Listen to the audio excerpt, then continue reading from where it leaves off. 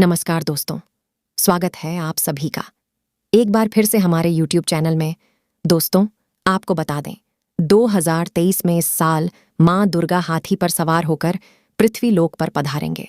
शास्त्रों में वर्णित है तथा मान्यताओं के अनुसार अगर 4 दिन नवरात्रि पर यदि माता दुर्गा का आगमन उनके वाहन सिंह पर न हो तो मान्यता है कि माता दुर्गा का हाथी पर सवार होकर आना भी बहुत ही शुभ और कल्याणकारी माना जाता है। जीवन सुखमय हो जाता है, भक्ति का भरपूर लाभ भक्तजनों को मिलता है। दोस्तों, इस बार नवरात्रि पूरे 9 दिन तक मनाई जाएगी। न एक भी दिन ज्यादा और न एक दिन कम, पूरे 9 दिन तक मनाई जाएगी। माँ शेरावाली की विशेष रूप से पूजा आराधना की जाएगी। दोस्तों, देवी दुर्गा ने आश्विन के महीने में महिषासुर पर आक्रमण कर उससे 9 दिनों तक युद्ध किया और 10वें दिन उसका वध किया। इसलिए 9 दिनों को शक्ति की आराधना के लिए समर्पित कर दिया गया। शारदीय नवरात्रि का महापर्व इस बार 2023 में 15 अक्टूबर दिन रविवार से शुरू होकर 23 अक्टूबर दिन सोमवार के दिन समाप्त होंगे। ऐसे में शारदीय नवरात्रि पर माता दुर्गा की कृपा पाने के लिए कलश स्थापना का शुभ मुहूर्त है। 15 अक्टूबर को दिन में 11:45 से दोपहर 12:30 तक। दोस्तों, मुहूर्त में की गई पूजा बहुत ही शुभ मानी जाती है। इससे समस्त देवी देवताओं की कृपा प्राप्त होती है और पूजा पाठ का फल कई लाख गुना प्राप्त होता है। तो दोस्तों, अब हम जानते हैं नवरात्रों के दौरान क्या नहीं खाना चाहिए और क्या नहीं पीना चाहिए और कौन सा फल खाने से व्रत संपूर्ण और सफल हो जाता है। उससे पहले कमेंट बॉक्स में जाकर ज़रूर लिख दें जय माता दी दोस्तों। लेकिन उससे पहले यह बता दें कि व्रत एक ऐसी चीज़ है जिसे अगर हम अपने सच्चे मन से नहीं रखते तो हमें उसका पूर्ण फल प्राप्त नहीं होता। यानी कि कभी भी मन मार कर व्रत नहीं करना चाहिए, क्योंकि उससे हमें उसका पूर्ण फल प्राप्त नहीं होगा। और अगर हम कम करें पर अपने सच्चे दिल से करें तो माता रानी हमारी सभी मनोकामनाओं को स्वयं ही पूरा कर देती है। तो आइए शुरू करते हैं दोस्तों। नवरात्रि के दिन से सेब जरूर खाना चाहिए। शास्त्रों में बताया जाता है कि भगवान के भोग में सेब जरूर अर्पित किया जाता है। अगर आपका व्रत है तो आपको सेब जरूर खाना चाहिए। केला, पपीता, तरबूज और मीठे अंगूर जरूर खाने चाहिए। इन फलों से व्रतधारी को शक्ति मिलती है और व्रत संपूर्ण हो जाता है। शास्त्रों में बताया जाता है कि नवरात्रों के दिनों में सीताफल जरूर खाना चाहिए। सीताफल खाने से 10 ऐसी बीमारियां हैं जो खत्म हो जाती हैं। माना जाता है कि नवरात्रों के दिनों में सीताफल का घर में प्रवेश होना बड़ा ही शुभ माना गया है। सीताफल खाने से नवरात्रि का व्रत सफल हो जाता है, क्योंकि इस नवरात्रि के दौरान इसे जो भी खाता है उसे दुखों का सामना नहीं करना पड़ता। सीताफल दोस्तों आपको जरूर खाना चाहिए। तो दोस्तों, नवरात्रों में व्रतधारी को डिब्बाबंद लस्सी, डिब्बाबंद जूस नहीं पीना चाहिए। उसमें कई तरह के केमिकल मिले होते हैं जिसके कारण आपका व्रत टूट सकता है। जब भी आप फलों का जूस पिएं तो याद रखें उसमें बर्फ नहीं डालनी चाहिए। फलों का सादा जूस पीने से दोस्तों व्रत सफल हो जाता है। नवरात्रि के दौरान सिंघाड़े का आटा या कुट्टू का आटा खाने से पहले यह देख ले कि आटा पुराना नहीं होना चाहिए, क्योंकि पुराने आटे में कीड़े वगैरह पड़ जाते हैं जिसके कारण आपका व्रत टूट सकता है। क्योंकि दोस्तों ये छोटे छोटे कीड़े हमें दिखाई नहीं देते और आपके मुंह तक पहुंच जाते हैं। ऐसा आटा खाना मतलब कीड़े मकोड़ों का मांस खाने के बराबर माना गया है। दोस्तों, नवरात्रि के दौरान आप शाम के समय खाने में दही ले सकते हैं, आलू वगैरह खा सकते हैं, साबूदाने की टिकिया बनाकर खा सकते हैं, साबूदाने के और आलू के पापड़ भी खा सकते हैं। कई सब्जियां तो ऐसी है कि जो नवरात्रि के दौरान भोजन में शामिल कर सकते हैं। इससे आपको एनर्जी मिलेगी और व्रत भी सफल हो जाएगा।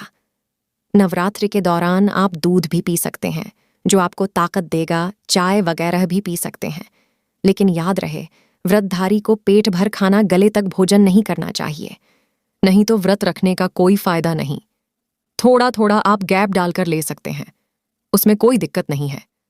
दोस्तों, नवरात्रि के 9 दिन आदिशक्ति माता दुर्गा को समर्पित होते हैं। नवरात्रि के 9 दिन माता रानी के 9 अलग अलग स्वरूपों का पूजन किया जाता है। नवरात्रि के 9 दिनों में माता रानी को अलग अलग स्वरूप के हिसाब से अलग अलग भोग अर्पित किए जाते हैं। लेकिन क्या आप जानते हैं, कुछ ऐसी वस्तु है जिन्हें नवरात्रि के दौरान भूलकर भी माता रानी को अर्पित नहीं करना चाहिए। अगर इन वस्तुओं को आप गलती से भी माता रानी को अर्पित कर देते हैं तो आपको व्रत और पूजन का पूर्ण फल नहीं मिलेगा। इसीलिए माता रानी की कृपा प्राप्त करने के लिए आपको यह जानना अति आवश्यक है कि वह कौन सी वस्तु है जो माता रानी के पूजन में भूलकर भी इस्तेमाल नहीं करने चाहिए। तो आइए दोस्तों जान लेते हैं। दोस्तों, नंबर 1, नवरात्रि के दौरान शादीशुदा महिलाओं को सफेद कपड़े पहनकर पूजा पाठ नहीं करना चाहिए। साथ ही साथ काले कपड़े भी नहीं पहनने चाहिए, इससे पूजा व्रत आदि खंडित हो जाते हैं। माता की चौकी जब आप लगाए तो उसके नीचे कागज नहीं लगाना चाहिए। माता की चौकी हमेशा लाल कपड़ा बिछाकर ही बनानी चाहिए। हमेशा याद रहे, नवरात्रों के 9 दिनों तक व्रतधारी को अपना आसन माता की चौकी के आगे ही लगाना चाहिए और वहीं पर आपको सोना चाहिए। मंदिर को नवरात्र के दौरान अकेला नहीं छोड़ा जाता, इसे बहुत ही अशुभ माना जाता है। इससे दुर्गा माता नाराज हो जाती है और हमेशा के लिए चली जाती है। नंबर 2, नारियल। हिंदू धर्म में नारियल को समृद्धि, धन, श्रद्धा और सम्मान का सूचक माना जाता है। नारियल को श्रीफल भी कहा जाता है। नारियल को सुख समृद्धि में वृद्धि करने वाला माना जाता है। नारियल का हर मांगलिक कार्य में विशेष महत्व होता है। जैसे कि आप सभी जानते हैं कि माता रानी की कई मंदिरों में नारियल की बलि दी जाती है और माता रानी के पूजन में नारियल का इस्तेमाल हम सभी करते हैं। खासकर दोस्तों, कलश की स्थापना नारियल रख कर ही की जाती है। माता रानी के पूजन में हम नारियल इस्तेमाल करते समय कुछ गलतियां कर बैठते हैं। दोस्तों, नारियल कई प्रकार के होते हैं। एक हरा, दूसरा सूखा, जिसके अंदर पानी होता है। जिस नारियल के अंदर पानी होता है, माता रानी के पूजन में सदैव पानी वाला और जटा वाला नारियल ही इस्तेमाल करें। नारियल दोस्तों आपका पूर्ण होना चाहिए, टूटा हुआ नहीं होना चाहिए, क्योंकि साबुत नारियल ही पूर्ण और पवित्रता का प्रतीक माना जाता है। साबुत नारियल ही सुख समृद्धि का प्रतीक होता है। साबुत नारियल को श्रीफल यानी कि माँ लक्ष्मी का फल कहा जाता है। दोस्तों, नवरात्रि में माता रानी के कलश की स्थापना करते समय जटा वाला यानी पानी वाला नारियल ही कलश पर स्थापित करना चाहिए। साथ ही ध्यान रखना चाहिए कि नारियल को सदैव कलश के ऊपर लिटाकर रखना चाहिए। कलश स्थापना करते समय कभी भी नारियल को खड़ा करके नहीं रखा जाता। नारियल को सदैव लिटाकर कलश के ऊपर रखा जाता है। साथ ही नारियल को स्थापित करने के पहले आप नारियल को लाल कपड़े में लपेटकर या फिर लाल चुनरी से बांधकर आप नारियल को कलश के ऊपर स्थापित कर दें। शास्त्रों के अनुसार कलश के ऊपर जब सही तरीके से नारियल रखा जाता है और सही प्रकार का नारियल रखा जाता है, तभी ही व्रत और पूजन का पूर्ण फल प्राप्त होता है।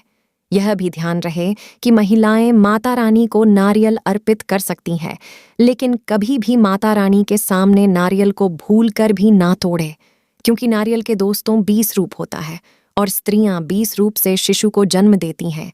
इसीलिए कभी भी महिलाओं को नारियल नहीं तोड़ना चाहिए। दोस्तों, नंबर 3, लौंग। हम सभी माता रानी के पूजन में इस्तेमाल करते हैं, लेकिन लौंग का इस्तेमाल करते समय एक बहुत ही बड़ी गलती कर बैठते हैं। हमेशा ध्यान रखना चाहिए कि माता रानी को सदैव फूल वाली लौंग ही अर्पित करनी चाहिए। जिस लौंग के ऊपर फूल नहीं होता, जिस लौंग के पीछे लकड़ी की डंडी नहीं होती, उसको आप माता रानी के पूजन में भूलकर भी इस्तेमाल ना करें। तो दोस्तों, आज की वीडियो आपको कैसी लगी कमेंट करके ज़रूर बताएं। साथ ही यदि वीडियो पसंद आई हो तो लाइक और चैनल को सब्सक्राइब करना ना भूलें। जय माता दी दोस्तों।